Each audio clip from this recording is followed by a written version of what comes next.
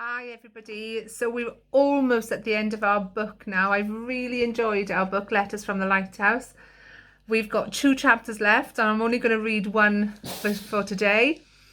And you're going to have to wait until Monday for the last one. Or I might post it over the weekend. I'm not sure yet. Anyway, here we go. So our penultimate chapter is called V for Victory. It had never been the refugees' plan to stay long in Budmouth Point, although in the end they'd got a warm welcome here. Our country's immigration laws were not so friendly.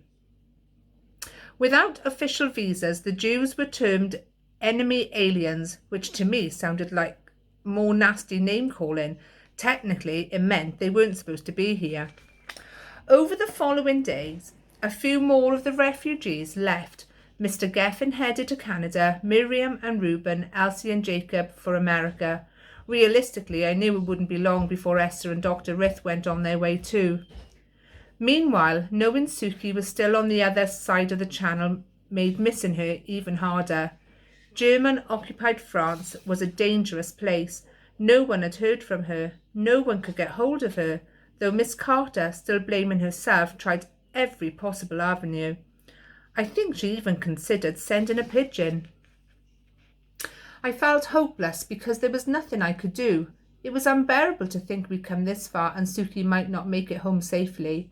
Yet, much as I adored my sister, I was beginning to understand Mum's view too. Suki was brilliant, but she wasn't necessarily careful. The fact she travelled all the way to France, then missed the boat home, was rather a good example of it. Yet, as much as Suki was careless, she was brave and resourceful, so we shouldn't have been surprised that she eventually found her way back to us in the manner she did. One morning, as was often the case, I woke very early. It was soon after Cliff had come out of hospital.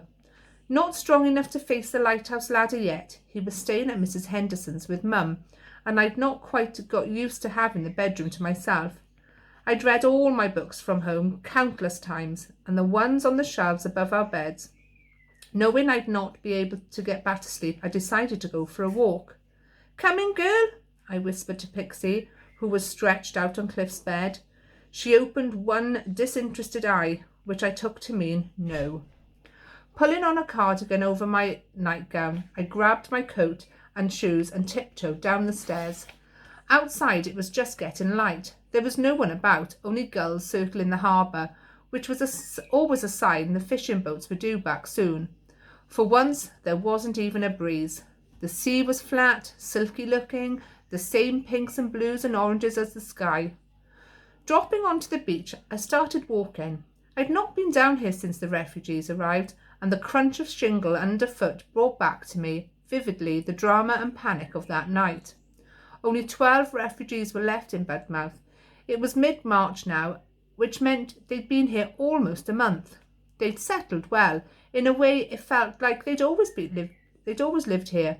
And on a day like today, when the sea was kind and the sky bright, it was easy to forget anything bad or dangerous had happened, was still happening across the channel in Europe.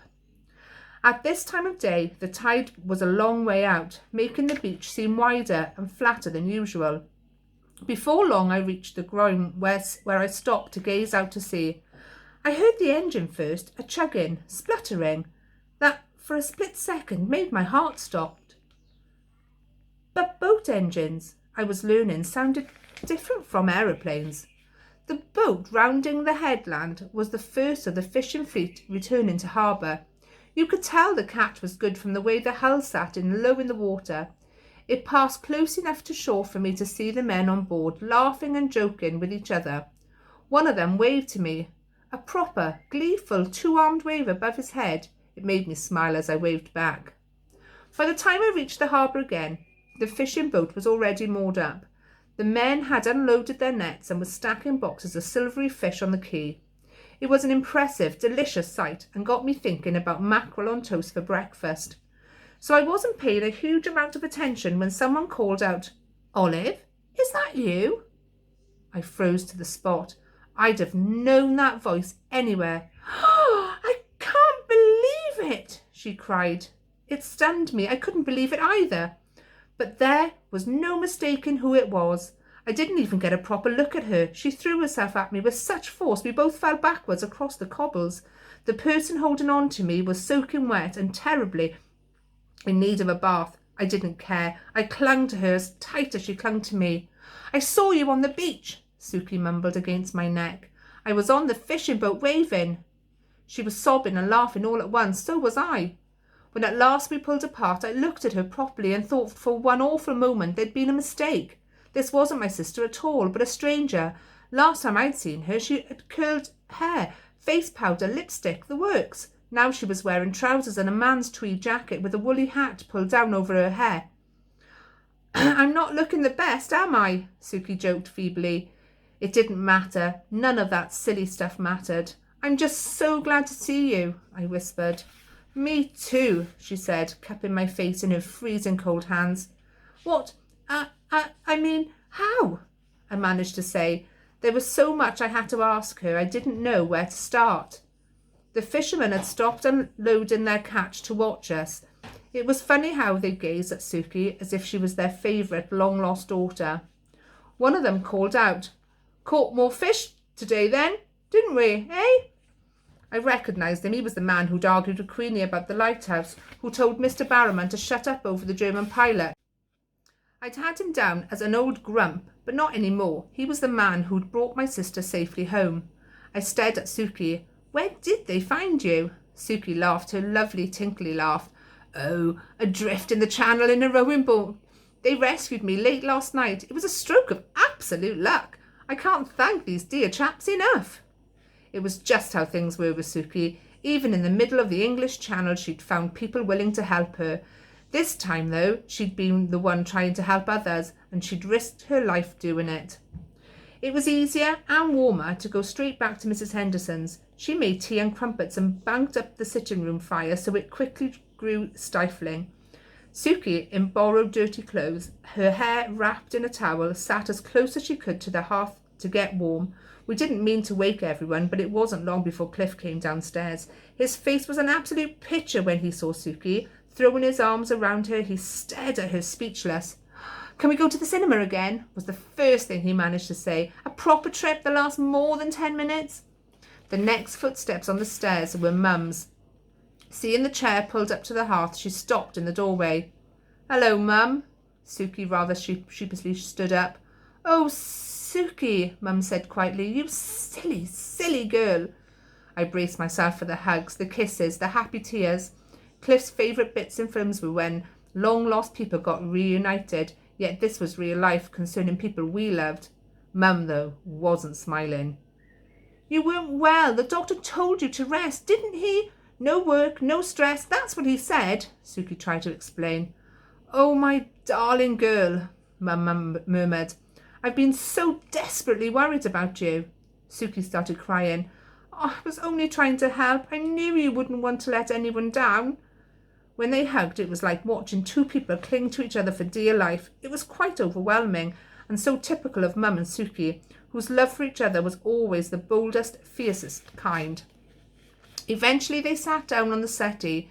Suki, her feet tucked under her, leaned against Mum. "I've got some explaining to do," Suki admitted, addressing me. "I'm so sorry I left you and Cliff during the air raid. I shouldn't have shouted when you came after me." Knowing what I know now, it made sense that she had. Me calling Suki at the top of my voice when she was pretending to be Mrs. Arby would have blown her cover. "I ended up with Mum's coat," I told her, "and I found the note you'd hidden in it, so we managed eventually to work out what you were up to." I could sense her looking at me, really looking, like she was seeing something new. "You clever old stick," she said finally, which made me stupidly pleased. Then she unwrapped the towel from her head and shook out her damp hair. "Good grief," Mum gasped. "Your beautiful hair." "It's so short," Cliff cried. Actually, it wasn't much shorter than mine, but you could see lumps hacked out of it, a haircut done in a hurry. "I had to," Suki explained. "It was a disguise to get past the soldiers." Cliff looked aghast. "I've never seen a boy with hair like that." Personally, I thought it looked daringly glamorous, especially on Suki. Mum ran her hand over it like she was stroking a cat. Why do you get yourselves into these scrapes? She said, though not unkindly. You didn't even have the good sense to catch the right boat home again. I didn't miss the boat on purpose, Mum, Suki replied. I met someone and our meeting took longer than expected. You see, the man, Monsieur Bonnet, knew Dad. Mum's hand fell into her lap. How? He was with him at the end. I covered my mouth, but Suki reached for my hand and clasped it tightly in hers. I hoped some of her courage would seep into me because I wasn't sure I was ready for what she had to say next. And that's the end of our chapter. One more chapter to go. I wonder if we find out more about Dad.